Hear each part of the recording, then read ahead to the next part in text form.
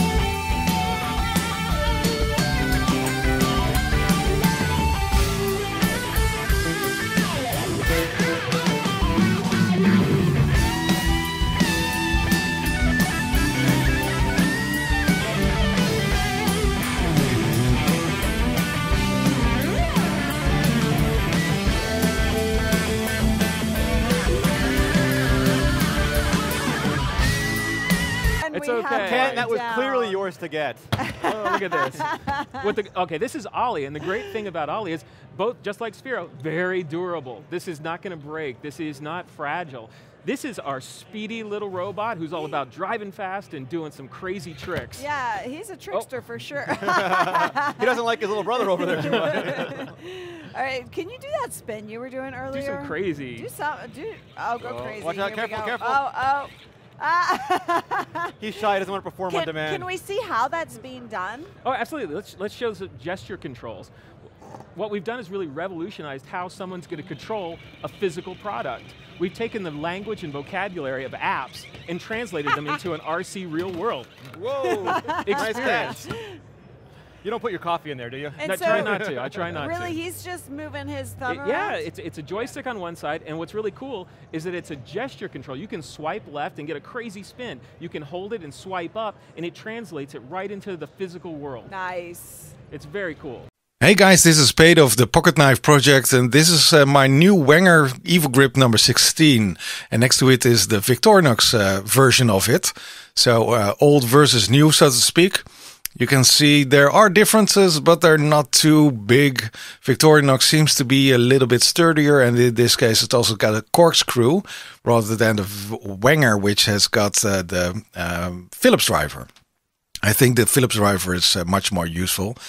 And that's basically them next together. You can see the brand name also in the scales. And well, you got your basic functionality, you got your knife, which is pretty much the same as the Victorinox version. And you got your typical Wenger scissors.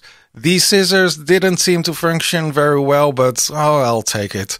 And you get your can opener, which is totally different than the Victorinox version. Some prefer this one. I personally prefer the Victorinox version, and of course the bottle cap opener and the wire stripper and the screwdriver, etc. Which is really nice functionality in one little pocket knife. And this is the file. Well, what can I say? It's a file.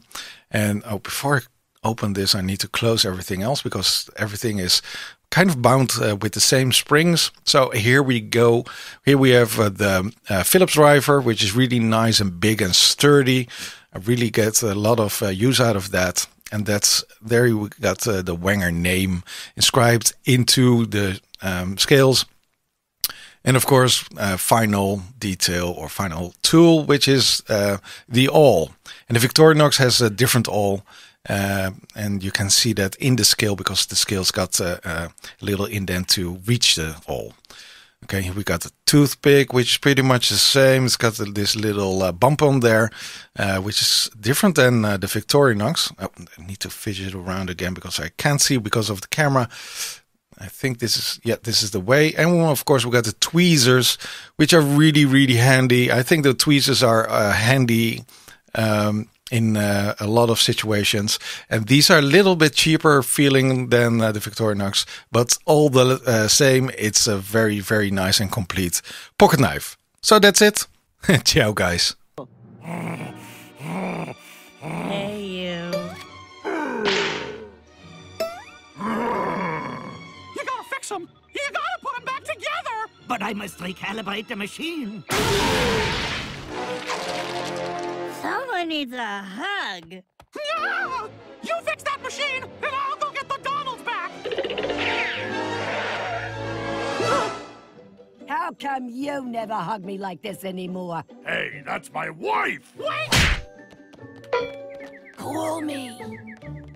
Where'd the other Donald go? He went that way. We got him! I love you, buddy. Yeah, I love you too, but we... M-I-C. See how much I love you. But we got... K-Y. Why?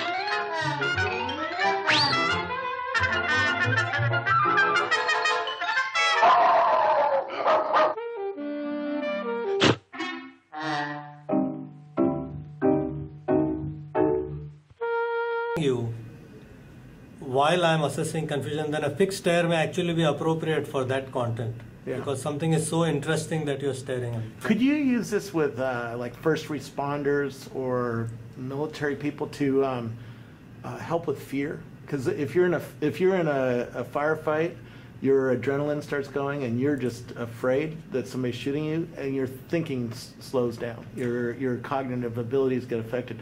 So could you use this with training? Yes, you could. First firefighters, going into a burning building, teach them to calm down and think instead of getting, really. Yes, you could. You could fearful. Actually. So Wow. I'll come to that later. The thing is that because you can sense stress, yep. you can sense rushes of blood on the face yep. using a thermal camera. Yep. And so you can teach. All of this comes back to self-awareness. If I teach people to sense that they are getting worked up, that's step one, right? Yep.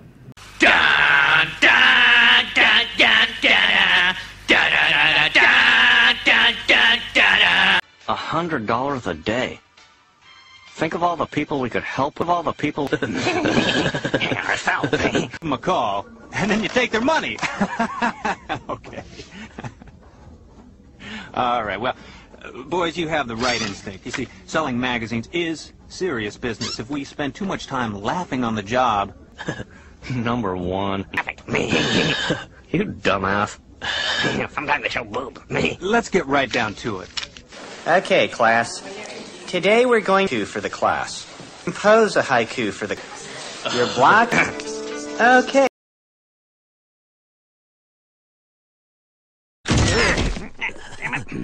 W dupę. Oddawaj hajs, ciulu. Weszliście na krzywy ryj. A, no tak. Oh, yeah.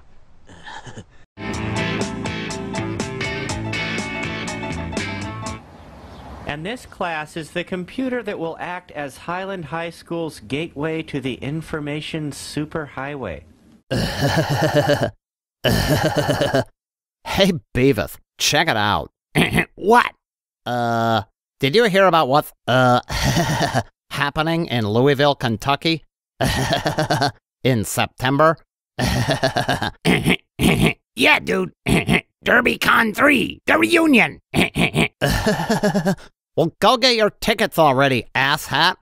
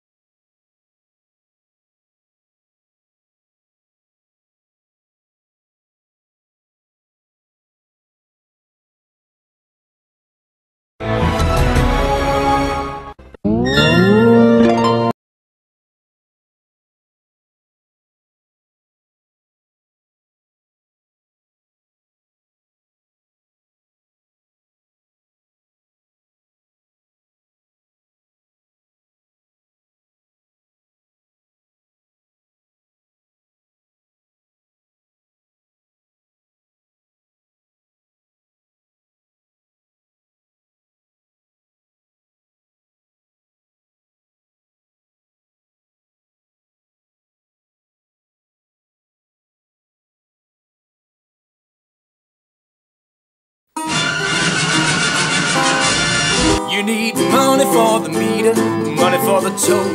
Don't turn on the heater, daddy's on the door. They tell me that the devil pays good money for your soul. We don't got no dough. Tell me there's $1 in the pocket of your jeans. Need money for the baby, the bacon and the beans. I'd buy you a dozen roses, but I just don't have the means. Don't got no dough. Sorry, Mr. Landlord, I cannot pay the rent. Run down to the bank and ask them where my money went. Then come back and tell me just who overspent. Mister, let me tell you, I blame the government.